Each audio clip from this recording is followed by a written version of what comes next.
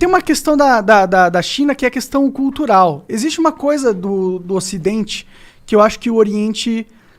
Eu sinto que o Oriente não valoriza tanto a vida humana quanto o Ocidente, tá ligado? E eu acho que isso é um problema. E ele não valoriza a liberdade de expressão tanto quanto o Ocidente. E eu acho que isso é um problema. O meu medo é o Oriente ou a China ganhar muito poder geopolítico e começar a reduzir, a reprimir a liberdade de expressão do Ocidente. Porque agora a balança é o seguinte, o Ocidente é mais forte. Os Estados Unidos é uma hiperpotência mundial. E por mais que o governo dele é um bando de filha da puta, burocrata, hipócrita, que fica brincando de Deus com os poderes de uma superpotência, por mais que seja isso, existe uma cultura fundamental que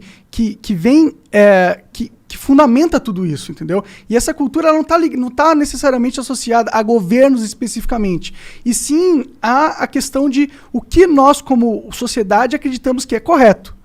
E eu sinto que o Ocidente acertou em algumas questões que o Oriente errou. E essa é a minha maior preocupação, de verdade. Eu entendo, mas se você pegar do ponto de vista prático hoje 2020 falando, isso já não mais se sustenta. Por quê? Porque o Ocidente, basicamente, se você vê os Estados Unidos, está numa guerra racial fodida, que isso vem desde lá do Obama. Do Obama também teve um caso lá, etc. Vários, aliás. Hoje deflagrou isso aí nos Estados Unidos. Os Estados Unidos viveu um regime de apartheid oficial de Estado. Ou seja, onde banheiros de homens negros, banheiros de mulheres negras. Até o final da década de 70. Eu não sei se isso dá para falar que é democracia. Aí depende do conceito de cada um. Eu acredito que não.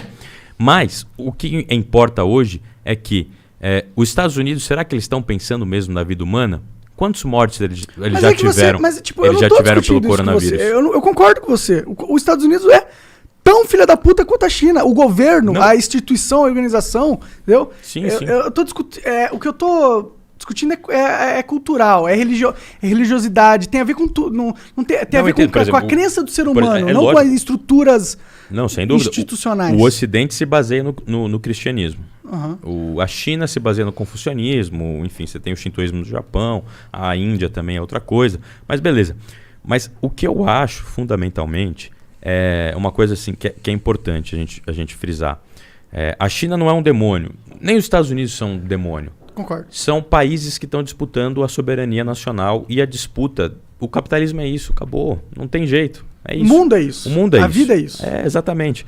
E aí o que acontece? Necessariamente, agora, se a gente for adotar alguns critérios para definir o que é ditadura e o que é democracia, isso é muito delicado.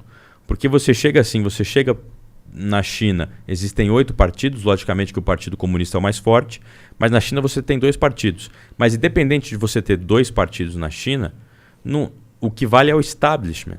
Ou seja, independente se você ter um republicano... Nos Estados Unidos, então? Você estava falando de China. Nos Estados Unidos, exatamente. Isso. Então, independente de você ter um republicano ou um democrata lá, o establishment, o sistema, né, americano, o sistema que leva a conduzir as instituições, o BIRD, o Banco Mundial, a própria ONU, etc., alguns pontos da Unicef, a OMS, até então a China botar mais dinheiro do que os Estados Unidos, você tem essa tentativa de domínio global.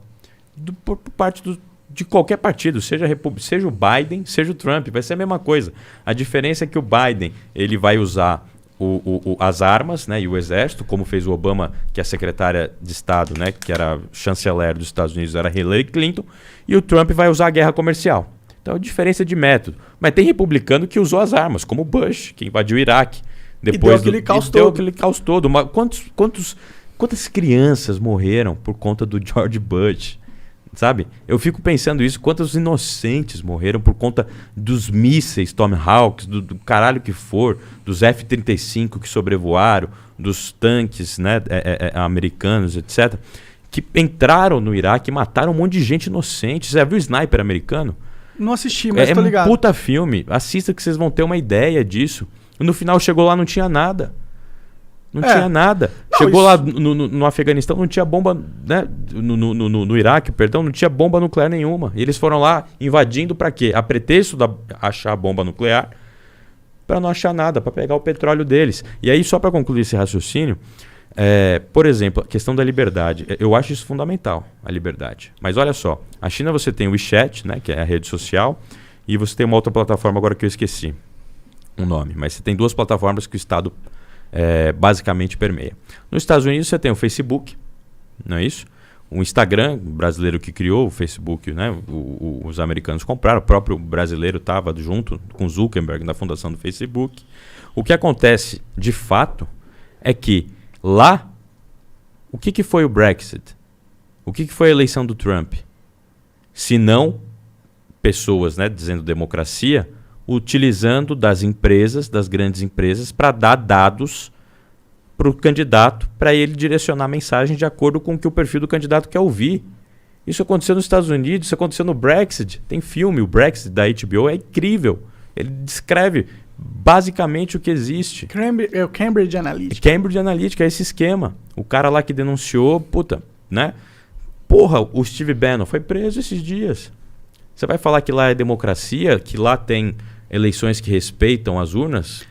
Bom, se as urnas querem dizer forem respeitadas, lá a Hillary Clinton ganhou do Trump, né, em termos de votos. De voto popular. Só que lá tem um sistema muito diferente, que é um sistema de eleição indireta, que é um sistema onde vale delegados. E os delegados são proporcionais aos estados e ao valor dos estados, à riqueza dos estados. Salve, salve família. Muito bom esse corte que você assistiu, né? Mas a gente precisa agora falar sério, cara. Vamos aprender inglês pra mudar de vida, pra chegar longe aí, cara, ser um cara muito foda. wiseuponline.com.br/flow, tá aqui na descrição. É onde você vai aprender inglês de verdade, mais de 300 horas de conteúdo. Tem documentários gravados em restaurantes, aeroportos e lugares que você vai provavelmente ter que passar quando você for viajar. Então, se você quer aprender inglês de uma forma prática, quer aprender rápido e não tá pagando muito, wiseuponline.com.br/flow, que ainda ajuda a gente.